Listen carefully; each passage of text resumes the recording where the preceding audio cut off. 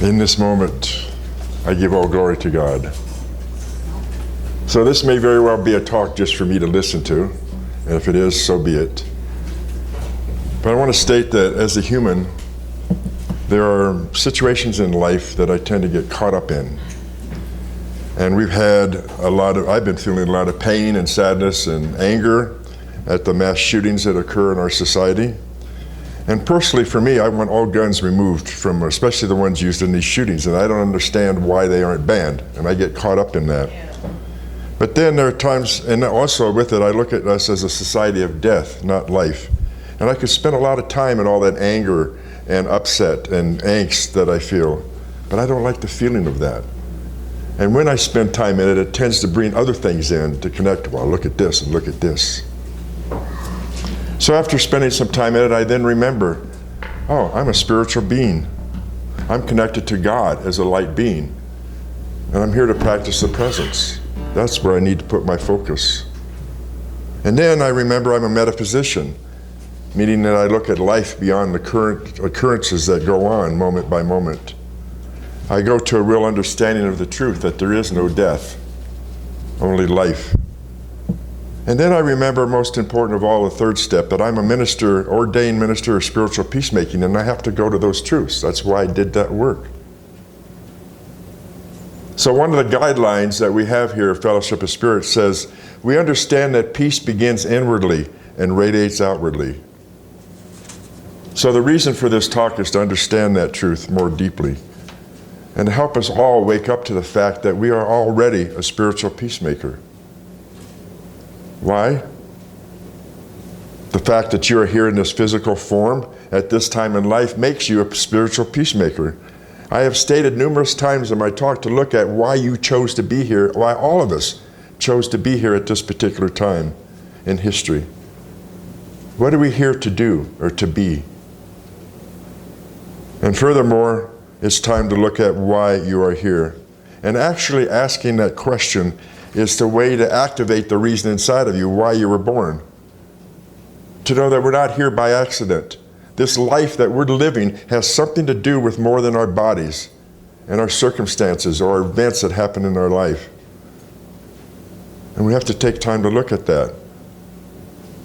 And finding out why you are here is an inside process, and of course, it's something that we're not used to. But as a peacemaker, we begin to learn and to know that it's not about the outside, because nothing outside is real except the projection of our own minds and our own thoughts. And so again, I ask myself and you, why am I here? And why am I doing this at this time?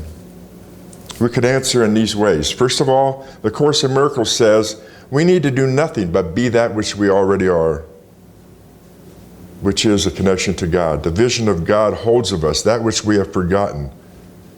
And this interior work is so important in us to trust so much that there's nothing left in me. I've let it all go so that I can be used by God to be the vehicle or the instrument of His love. Number two, everyone has a special need for a special spiritual family, whether they're actually aware of it or not. Whatever called each and every one of you, what sparked you to be here, to be part of this family, to continue to come. For me, we are here to learn what it means to be the one with source energy in all of its aspects, no matter what's going on in our life, to remember, and that's a hard thing to get, that we're one. I don't feel one with some of the things that go on in my life or out there, but I have to remember I am. And thirdly, we're here to be channelers of source, of the peace of God. That's what fulfills us. That's what flows from us. So my question to you, beloveds, are you ready to accept your mission? The one that was given to you long before you chose to be born? Are you ready in this lifetime to bring peace to all beings by being peace? Well, to answer that, let me share with you the 5 points of being a spiritual peacemaker, which I had to agree to and try to live as much as I can. Number 1, a spiritual peacemaker is one who sees past what isn't happening to what is happening. What does that mean?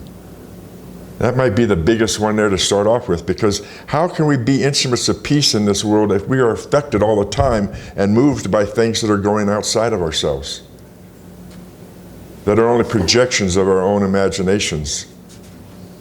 The world that we think is out there has no reality beyond what our own mind believes at any time, and the things that it wants to put on it. It says, oh, this is what it means. It has nothing to do with anything except our own mental decisions.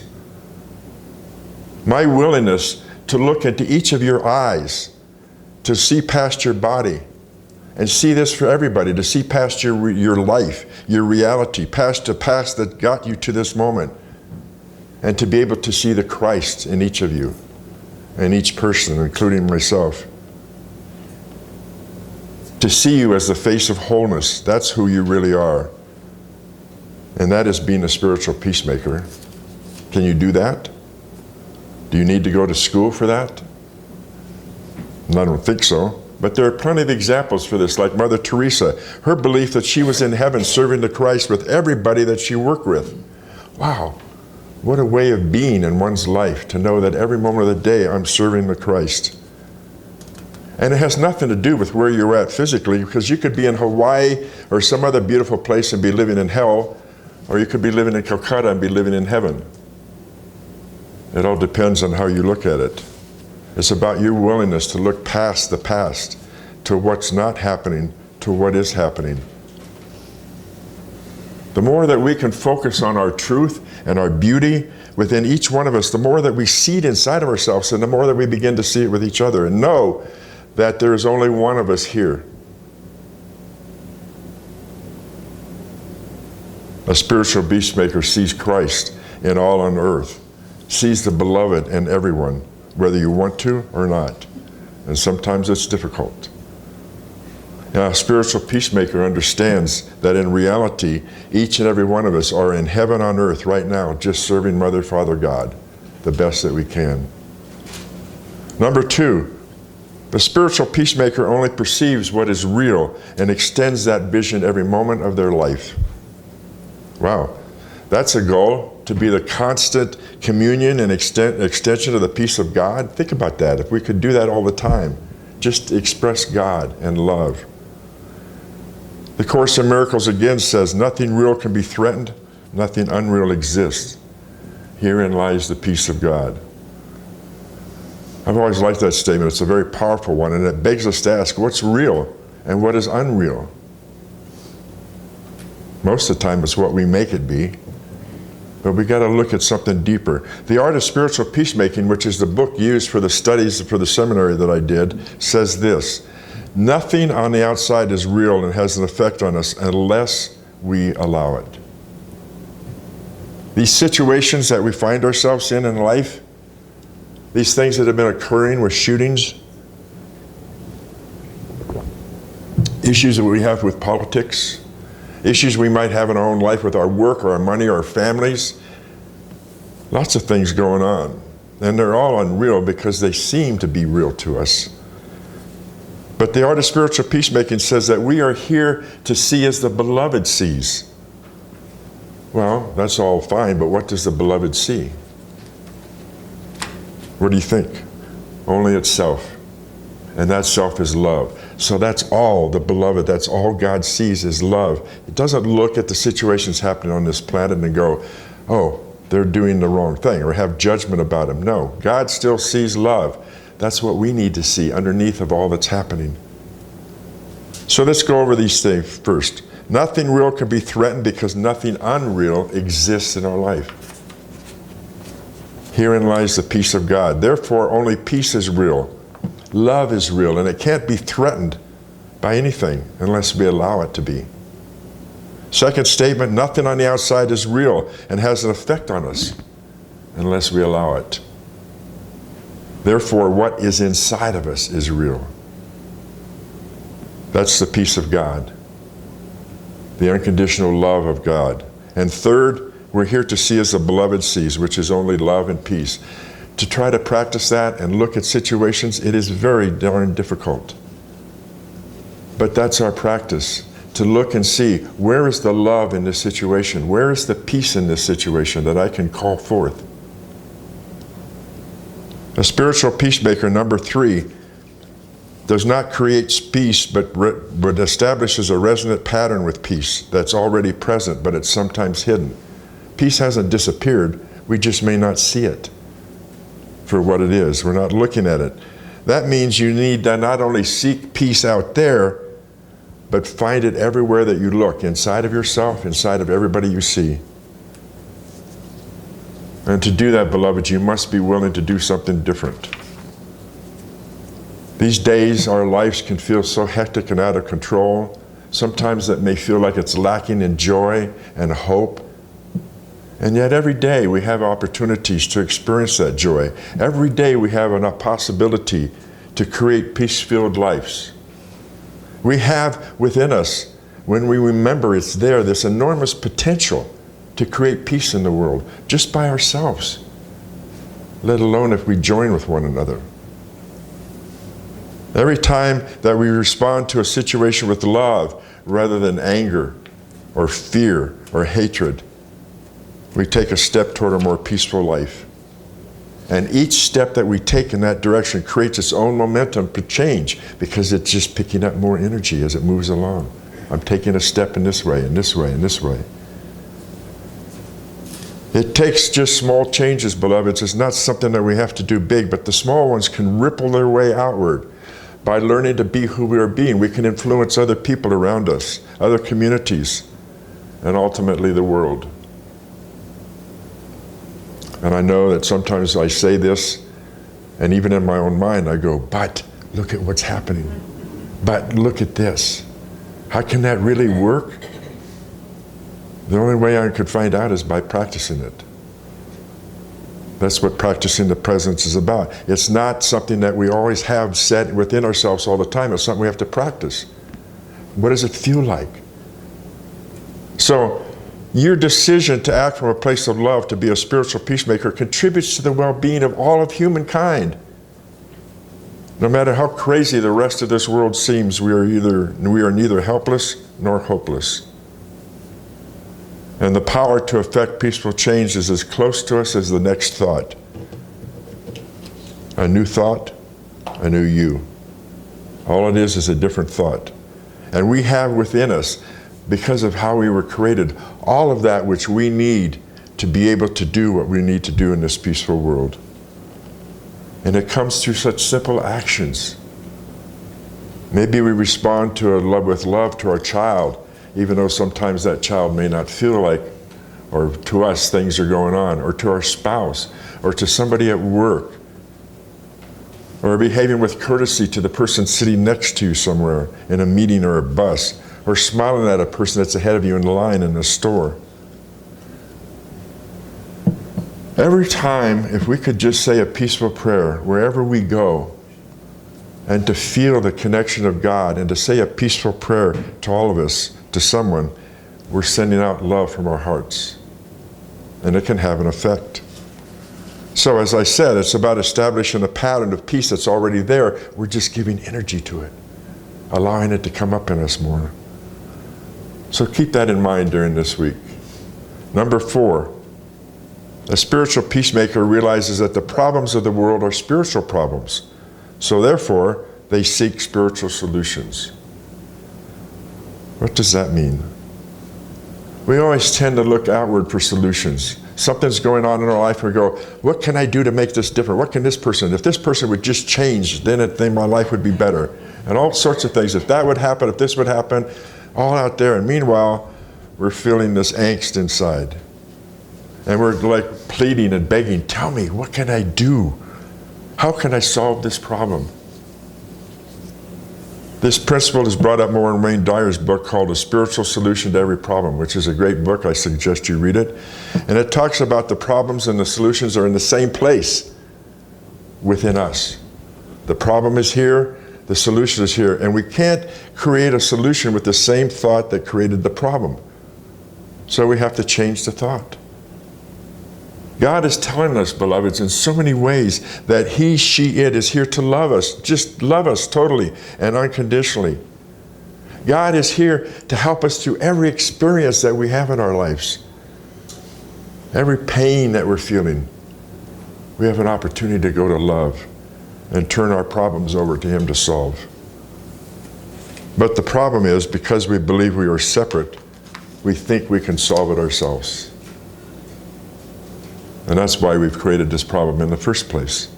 The truth is, we can only go so far in solving our problems by ourselves, because the mind cannot see the whole story.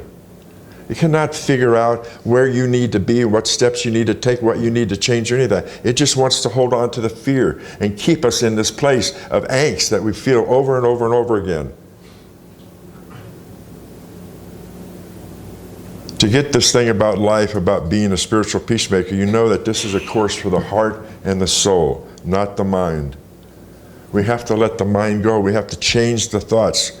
Start without the mind. Go to the heart. It's only this far down. The more distance there is, the more room there is for projection. If we put our heart somewhere out here, then all we have is projection, judgment that comes out about everybody, how bad and wrong they are, or whatever. And our projections for ourselves and others only come from fear, because they're old thoughts about ourselves that we've been carrying around. Practice that this week, okay? And lastly, a spiritual peacemaker realizes why they were born, and through this realization, the world around them naturally awakens to its natural inheritance. Let me say that again. A spiritual peacemaker realizes why they were born. And through that realization, the world then wakens up, because the world is us. We are the world. The more we wake up, the more the world wakes up. Well, to see why they were born, do you know? I've been talking about it. Do you know for you why you were born? You have been called to be a bearer of peace in this world of dreams. And there's a reason for this. And you chose it. Remember that. You want to wake up from this world of illusion that goes around us, and that's just the only way. Do you understand this? This is an important statement. The only way for you to awaken is to awaken others. And yet no one needs to wake up but you. Which is why I said this talk may be just for me. Because I'm working on keep waking myself up. If you want to join me on the journey and want to wake up, then good. But it's up to you. No one needs to awaken but you.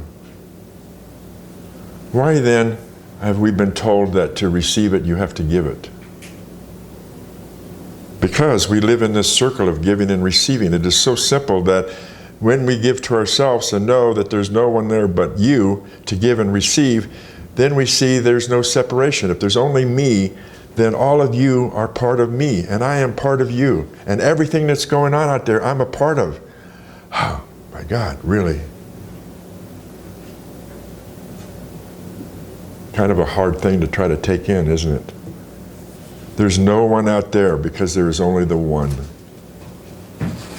God is in each and every one of you. God is in everything, as I said a couple of weeks ago. So there is only the one. If we could really grasp that, even with all these things that have been going on, there's no separation. It may look that way, may feel that way, but there's only the one. And I have to keep remembering that.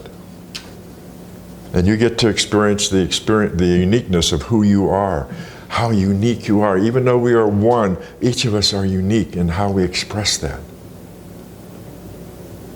The uniqueness of spirit is reflecting and living through you. That's where we want to spend our time. And you want to allow that message to the world, to you, to be simple and childlike, not difficult. Just start claiming, if you want to join me, I am ready to accept my mission. I am ready to accept my mission. Know that always there is only God's love expressing perfectly through you. Every moment and every experience that happens, there's love going through you. And each of those situations that happen, there was love going through. We just need to look at it in that way and see and be love. I ask you all to be totally committed to this source energy of love and its qualities. Not only knowing them, oh yeah, I've read something about it, we hear the talk about it, the minister talks about it, and we have songs that talk about it. Not just knowing it, but being it, acting it. Let it come out and be who you are. Be the love the patience, the compassion, the forgiveness, and the peace within your heart, no matter what is going on out there in the world around you. Choose to go inside to that love and expand it out and know that all those people are receiving it from you because there's only the one. So a spiritual peacemaker extends that vision in every moment of their life. And when they do, guess what? People in their presence are healed because it's part of the one. And you did something, maybe without even knowing you did it. A spiritual peacemaker abandons the ego's concepts. So the purpose is to see as God sees, not through these eyes, but through the spiritual eyes of God. The object is to feel as God feels in the heart of God. And the object is to know as God knows. It's time to be the eyes and the voice and the hands of the beloved in every experience. I would rather have that than suffering through the angst and the anger and all these situations that are going on, because that doesn't feed me. It doesn't feed anybody, and it adds more to what's going on. If we're all one, and I'm not adding love to it, but I'm adding fear and anger and so forth, and it's all growing out there, and I'm making it worse. And I keep going, that's not what I want. I want joy and peace, but I haven't been adding it to the world. So what does God see? Only the beloved. In me and you and everybody. See each person in the moment and bless them. See the beloved, the Christ consciousness in everyone. In everyone. See the love. Spiritual peacemaking is a being choice. It's not about doing, it's just about choosing to be.